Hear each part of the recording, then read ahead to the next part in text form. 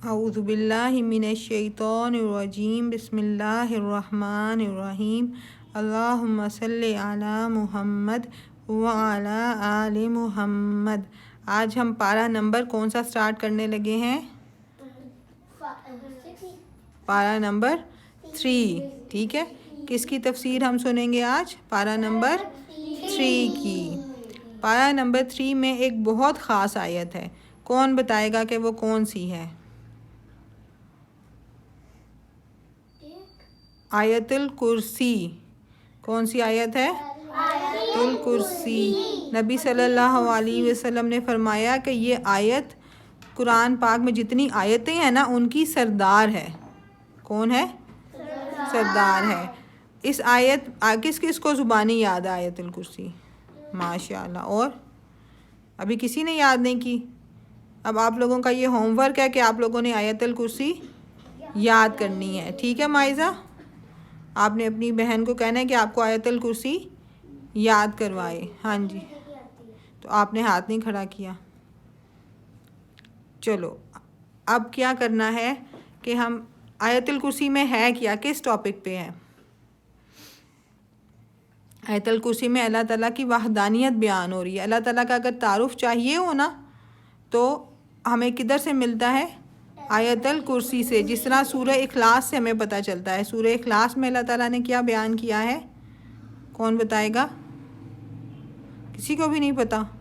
قل هو اللہ احد، کہہ دو کہ اللہ، کہہ دو کہ اللہ ایک ہے۔ احد کا کیا مطلب ہوتا ہے؟ ایک۔ نہ اس کی کوئی اولاد ہے، نہ وہ کسی کی اولاد ہے، اور اس کا کوئی ہمسر نہیں۔ اس میں اللہ تعالیٰ کا تعارف ہے نا۔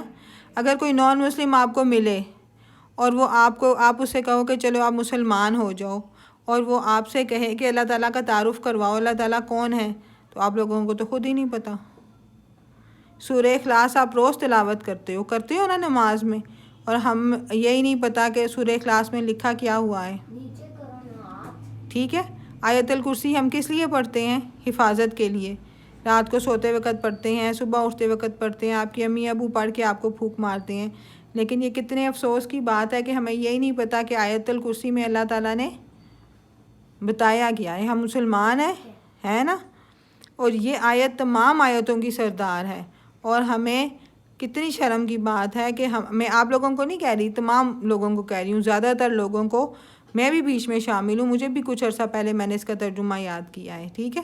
تو ہمیں چاہیے کہ ہم اب قرآن کو پڑھیں، اس پہ غور و فکر کریں، تب ہی ہم ترقی کر سکتے ہیں۔ مسلمان کس طرح ترقی کریں گے؟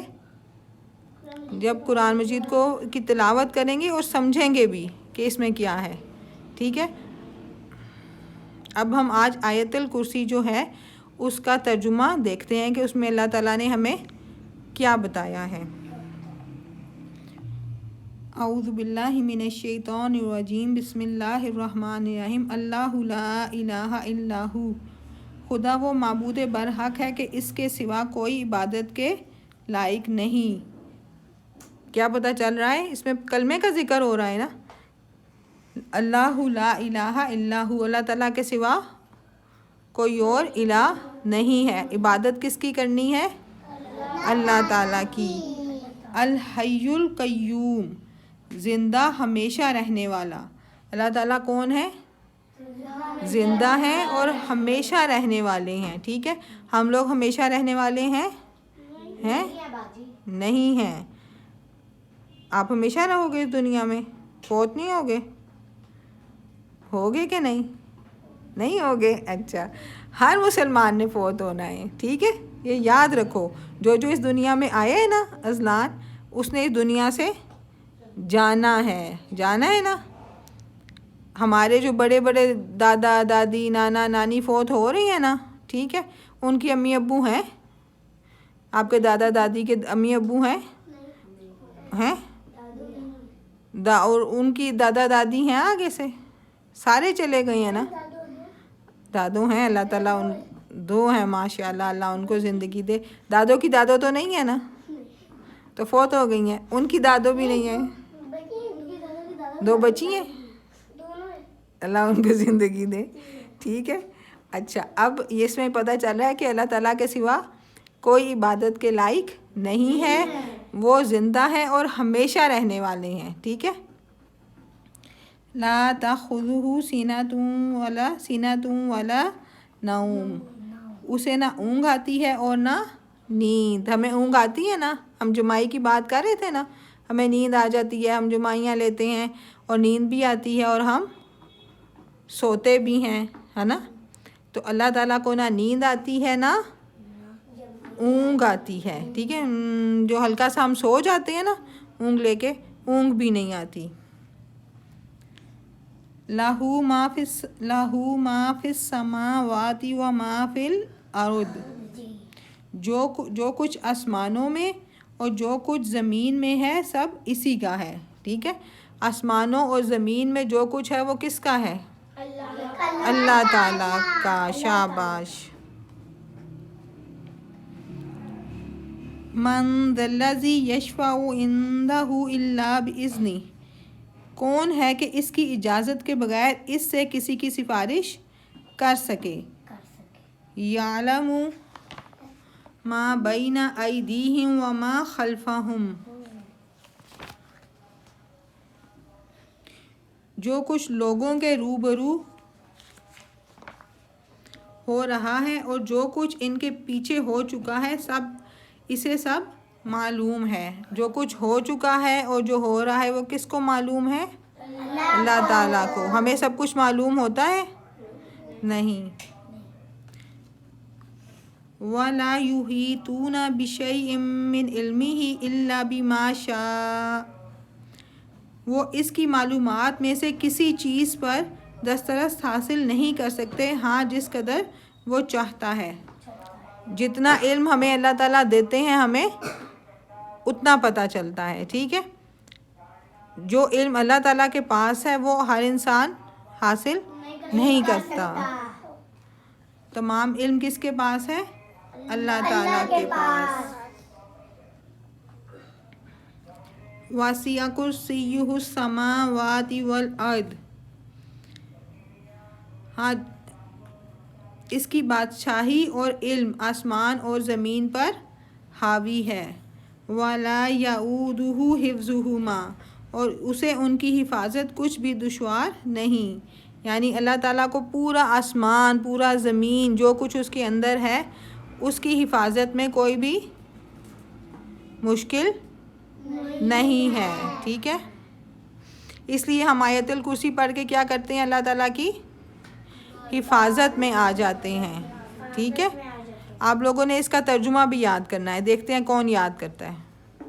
پہلے آیت الکرسی یاد کرو، جس کو یاد ہے وہ ترجمہ یاد کرے، اور جن کو نہیں یاد وہ پہلے آیت الکرسی یاد کریں اور پھر اس کی ٹرانسلیشن یاد کریں۔ وَهُوَ الْعَلِيُّ الْعَظِيمُ، اور وہ بڑا عالی مرتبہ اور جلیل القدر ہے۔ اب دیکھو اس میں اللہ تعالیٰ کا تعارف بیان ہو رہا ہے نا آیت الکرسی میں، کیا تعارف بیان ہو رہا ہے؟ کون بتائے گا؟ کسی کو بھی نہیں پتہ چلا؟ اللہ تعالیٰ ہمیشہ رہنے والے ہیں، ان کا نہ کوئی معبود ہے، وہ آسمان اور زمین کے مالک ہیں اور وہ بہت جدید القدر ہے۔ کون ہے؟ علی العظیم ہے، ٹھیک ہے، عالی مرتبہ اور جلیل القدر ہے، ٹھیک ہے۔ اور کون بتائے گا؟ اس میں اللہ تعالیٰ کا کیا پتہ چل رہا ہے؟ اذلان آپ بتاؤ، اللہ تعالیٰ کون ہے؟ ابھی میں نے بتایا نا، کون بتائے گا؟ شان فاطمہ کا سن کے بھی کسی کو پوائنٹس نہیں ملے، اللہ تعالیٰ کون ہے؟ بتاؤ، وہی باپ بتاؤ، ایک پوائنٹ آپ بتاؤ، اس کے بعد آپ بتاؤ گے۔ اللہ تعالیٰ کا کوئی معبود نہیں ہے، اللہ تعالیٰ کے سوا کوئی معبود نہیں ہے، ٹھیک بتا رہے ہو۔ اور اللہ تعالیٰ کا کیا تعارف نہیں سنا آج آپ نے؟